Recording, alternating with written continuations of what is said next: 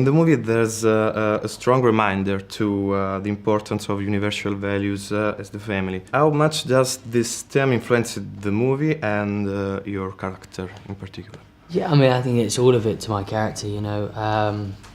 I play a lieutenant in the Navy, and you first see him come back off a 14-month kind of trip, you know, and then you see he's got a wife and a son, and he's obviously not used to that kind of family living, you know, being a family man, and he has to kind of jet off to see his father, which he has kind of issues with and needs to kind of clear up and have forgiveness from, I guess, in order to kind of realise that what really matters in his life, and that, you know, he'd go to the ends of the earth for the ones he loves, for his wife and his child. And you know, he's kind of put to test, really, to almost just how far would you go for the ones you love, kind of thing, you know.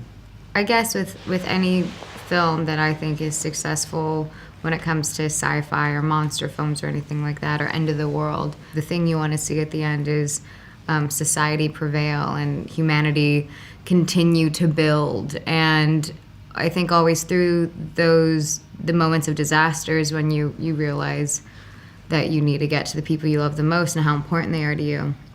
And that is our core of our film. The core of our film is, you know, putting all old history behind and just realizing what is the most important thing, and that's for your family to be united in these kind of times. And so in our film is for him to come home to you know, me, which hopefully I'm safe and our kid is safe, and yeah.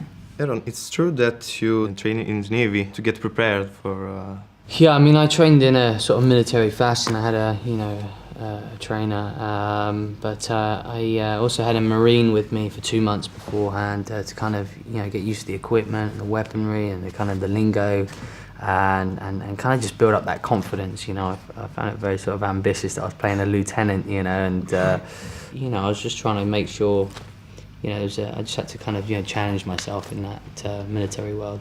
What about the relationship between Ford and his father, and between you and Bryan Cranston on the set?